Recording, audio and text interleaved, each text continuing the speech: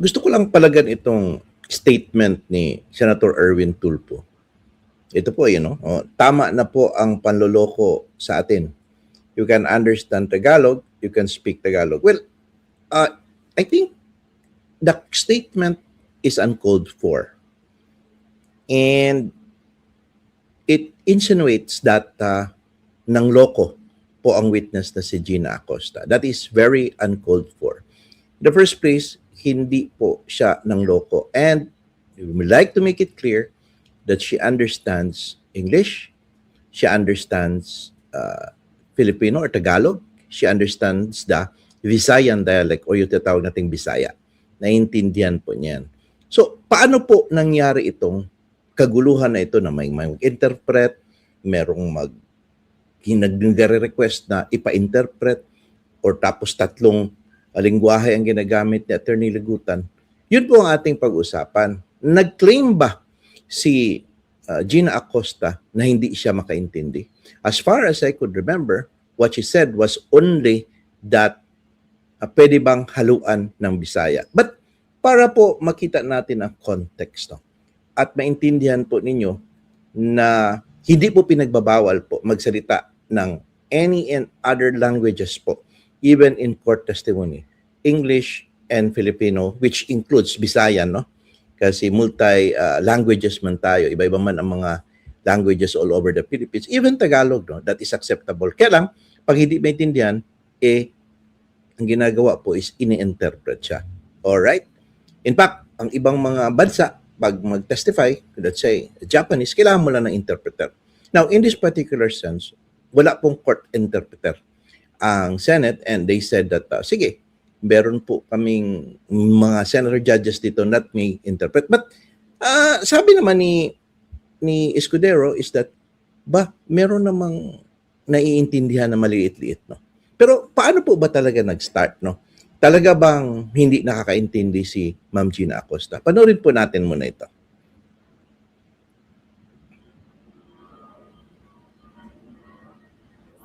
Qualifier. You may proceed when you're ready. Madam Witness, maayong buntag.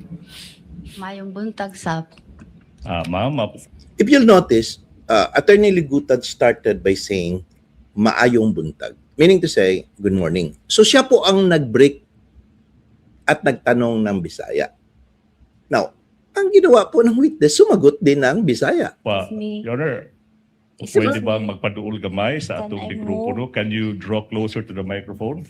Diba? Okay. Okay. Now, when she said na pwede bang magpaduol sa microphone and can you come nearer to the microphone? Sabi niya, okay. She understood English. She understood the Visayan. And she answered also in Visayan because that's how Attorney Ligutan started the conversation. Yes. Salamat po. How are you, Madam Witness? Okay, Jutay. Okay.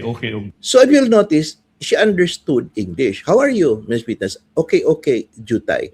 Now, why did she say Jutay, which is konte? Kasi the person asking her is a Visayan, si Attorney Ligutan from Cebu. So she was just answering the questions propounded on her. But to show you that she really understood at hindi po siya nang loloko, let's hear and watch these other statements. Jutay, ibig sabihin, I'm a bit fine. Madam Witness, natay tubig, we have water. The problem with Attorney Ligutan is that siya po ang nagsasalita ng Bisaya at in-interpret kaagad niya. So two questions.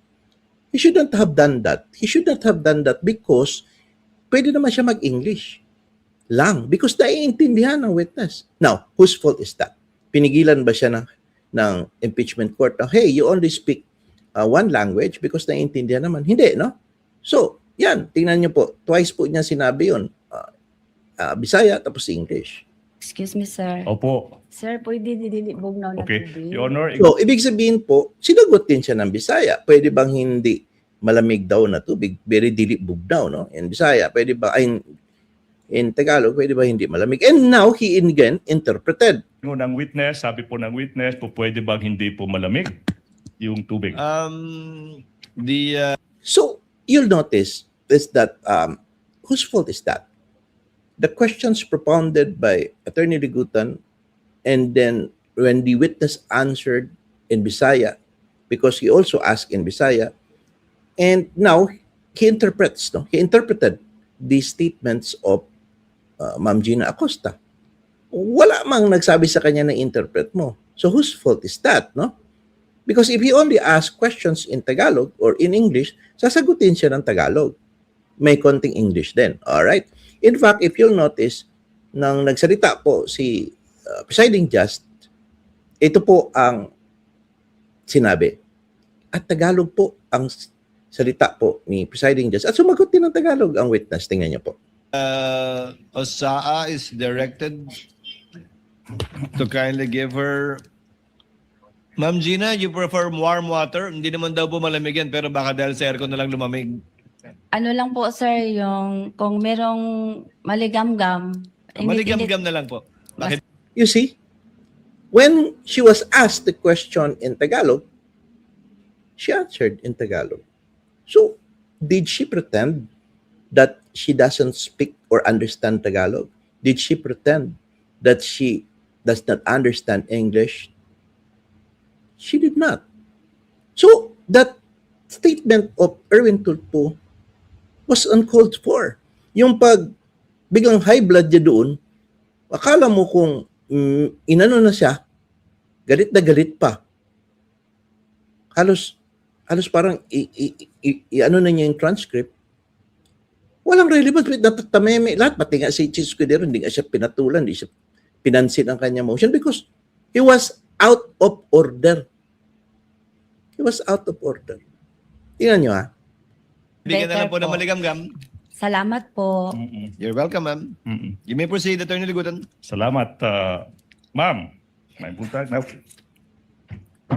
Why are you here today if you know? Na ako diri tungod sa akong sabuena. Okay. Si Banjin, tinanong siya ng English, sumagot siya ng Bisaya.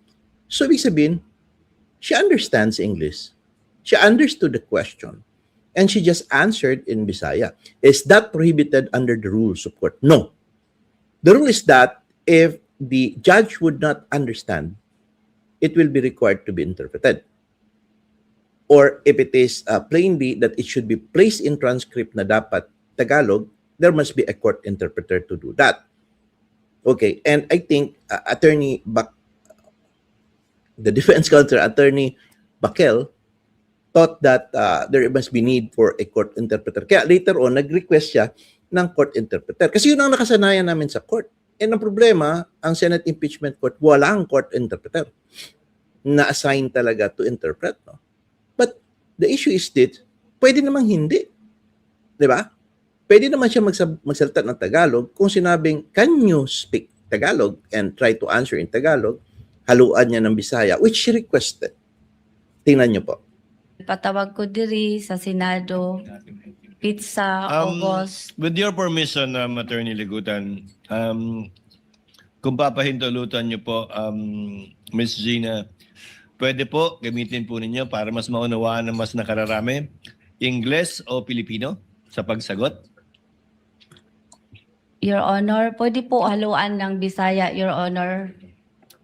So, ibig sabihin, haluan ng Bisaya. Hindi niya sinabi po, pure Bisaya. Ibig sabihin, is it possible that she could speak in English or testify in English, testify in Tagalog na may halong Bisaya or Visayan dialect?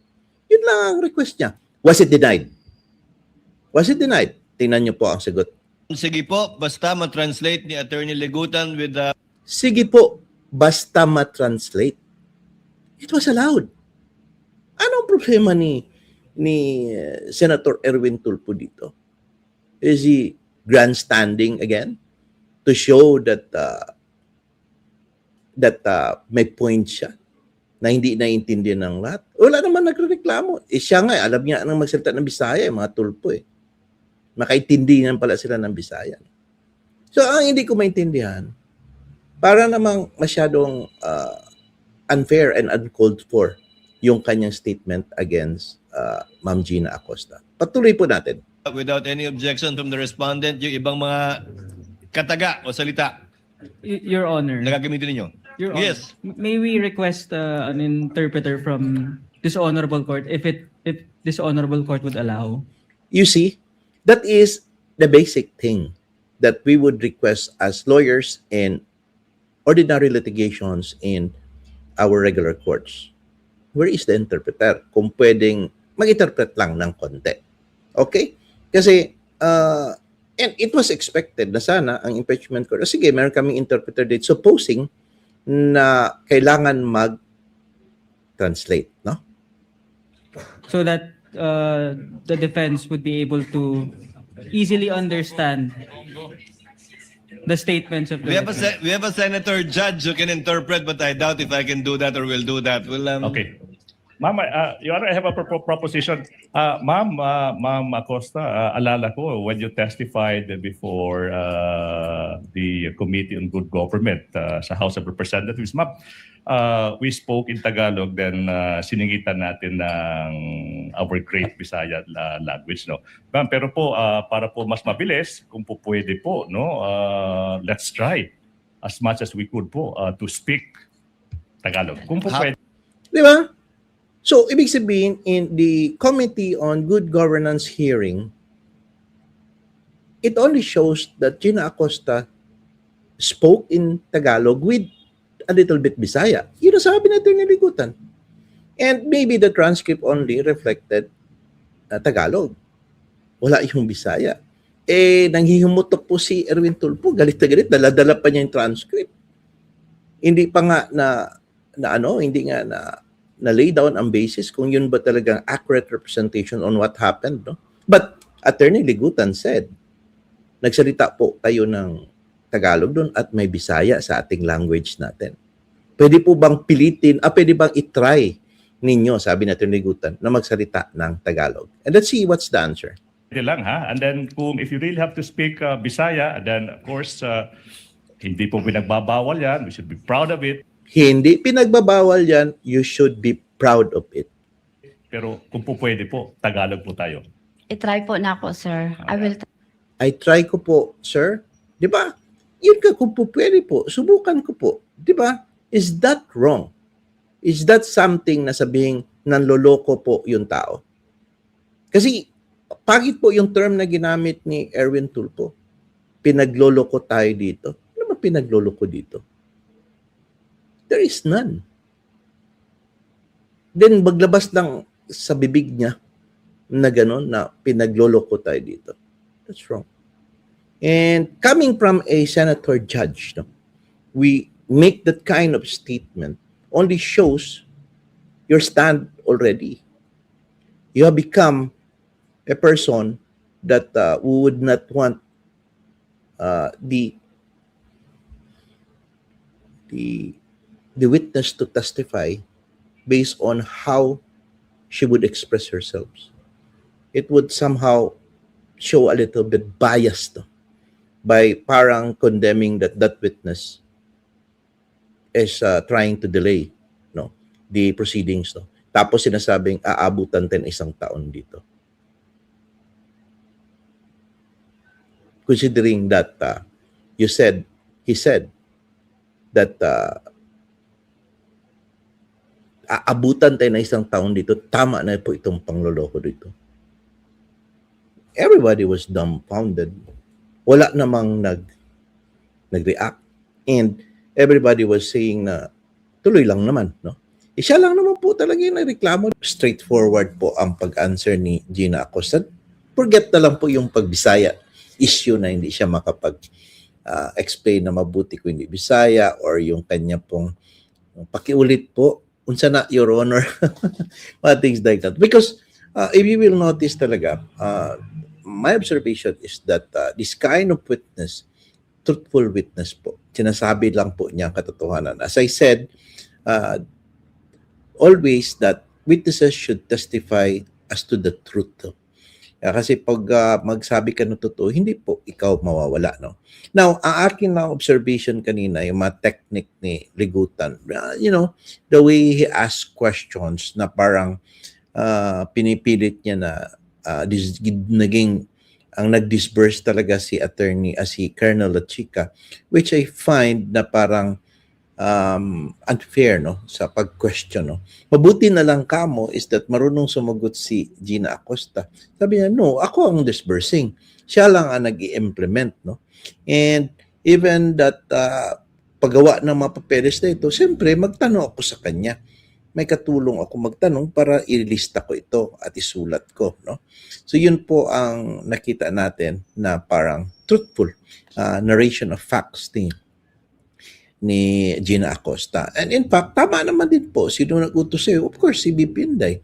Because number one, she trusts Colonel Lachica. At the same time, appointed man siya as security officer. Siya yung nagsusurveillance. Siya ang gumagawa ng mga casing, no, sa mga events, no.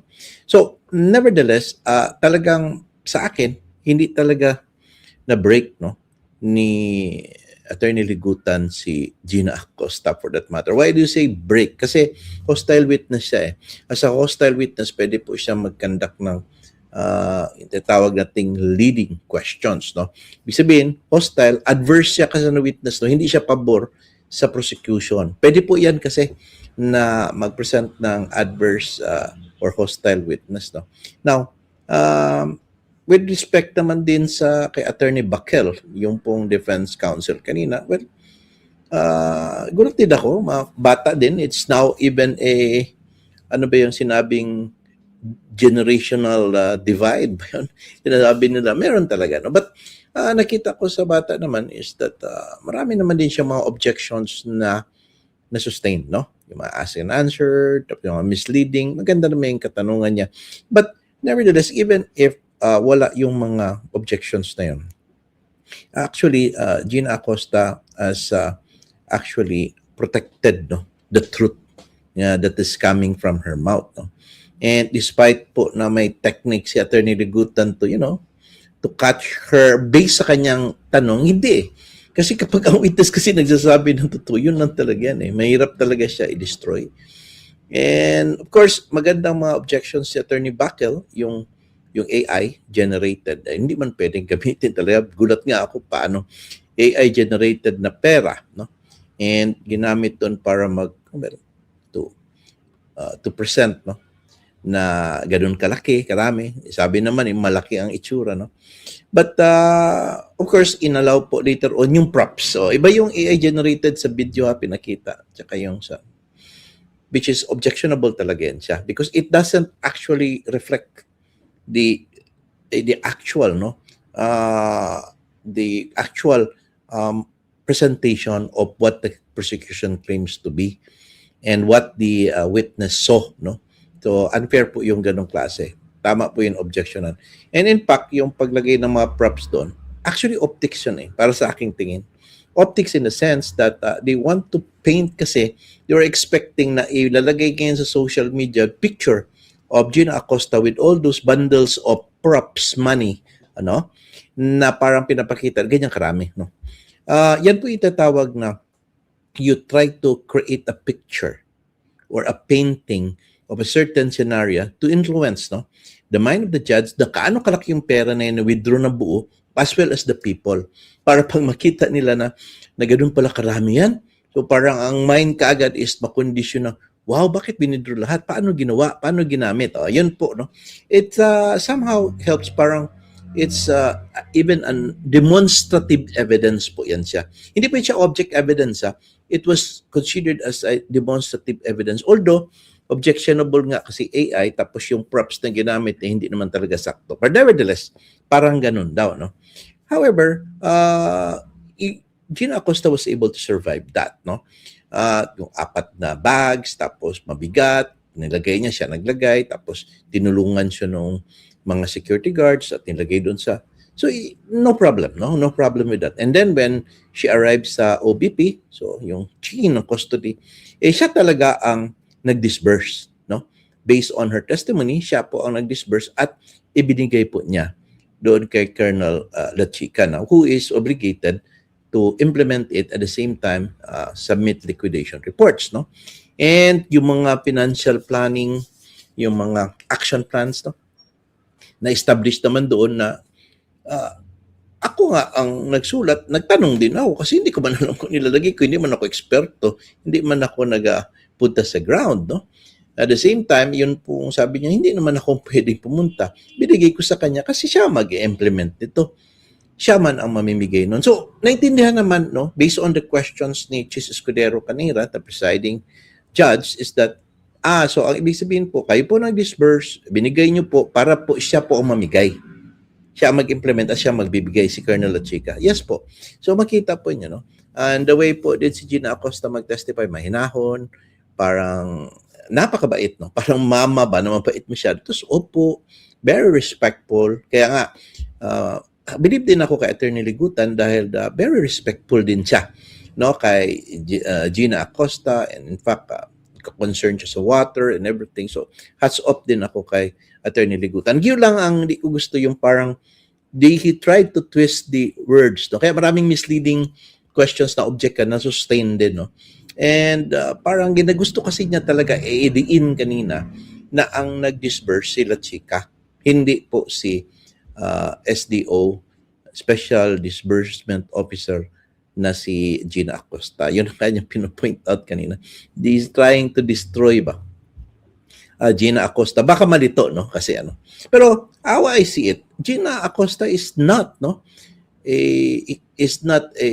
Parang walang alam na witness. She is a good witness, no? Because she knows what she has been doing ever since. I think for 20 years na yata siya. Alam niya yung ginagawa niya. With respect doon sa mga documentation, ano yung mga kailangan. Alam niya po sinong responsibility ito, paano ito implement, paano isulat, paano in everything. I think she is really a good in what she is doing, no? And she was able to defend, no, yung trabaho niya, na she is just doing it. So, hindi po totoo kung isipin na parang sinagawa silang sacrificial lamb to testify tapos hindi magharap. No. They already pointed out what is their work. And in fact, that is her designation. Colonel Lachica's designation is also different. And talagang sinunod naman ni Colonel Lachica ang trabaho niya because of that, no? And they liquidated and everything. So, if you ask me, meron ba na-destroy? Wala. So, I don't know tonight if Attorney Ligutan will go back to the drawing table and find a way, no, to somehow make Gina Acosta admit based on what he wants Gina Acosta admit, no? So far, wala eh. Talagang, sabi ko nga, guys, is that if your guide, no, in life or just even to a witness, if your guide is the truth and justice supported by law and the Constitution, you will never get wrong. Sabi lang ng totoo, hindi po kailangan na hindi mo pilitin o mag-evasive, hindi. Just answer the truth. No? Even if it sounds later on na prejudicial sa iyong principal or sa iyong sarili, nevertheless, you just tell the truth. Yan po ang technique ng pagiging witness. So, para sa akin po, believe po ako kay Ma'am Gina Acosta actually. She's good. She's good. And fortunately, hindi po talaga natibag ng prosecution, no? And sa defense naman is okay lang at nakapasok po yung mga importanteng objections. Yung mga objections po na overrule, klaro naman din dapat i-overrule. But nevertheless, maganda rin dahil nag-object siya to show, no? To somehow, yung kasing continuity din ng kabilang lawyer, yung gusto mo i-break, object ka. At mga trial techniques, no? And and the defense lawyer is, Attorney Bakel knows what he is doing. So yun, let's see tomorrow. Meron po kaming post-recap ni Bong Gallego bukas after the impeachment. Kasi tapos na yung cross-examination. Yun po ang gagawin namin, post recap kami kung ano po ba ang napatunayan sa or nakuha or na testified ng witness, kung mayroon ba nakuha ang prosecution or meron bang na-defend ang defense, mga things like that, no?